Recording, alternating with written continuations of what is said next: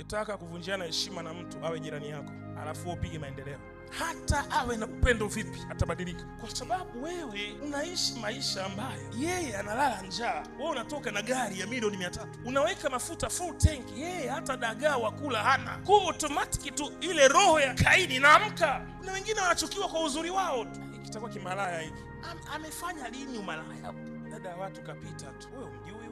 Saizi anaenda pesa 3. Wewe anaenda kujiuza huyo. Wewe unafikiri kila mtu ana kazi za mchana kama wewe? Kila mtu anataka aamke asubuhi. Wewe sio wana. Sasa wewe niambie, saizi saa 4 anaenda wapi? Anaenda airport huyo. Anafanya kazi airport. Huyo anafanya kazi airport. Wewe nenda posta, rudi saa 12. Yeye anafanya kazi airport. Ndege inaondoka saa 10 usiku. Unataka atoke saa ngapi? Atoke saa 12 asubuhi, ndege inaondoka saa 10 usiku. Lakini watu wana roho za Kaini, kuchukia watu tu. Mtu kapendeza zake, kavaa zake. Ona huyu hamna huyu.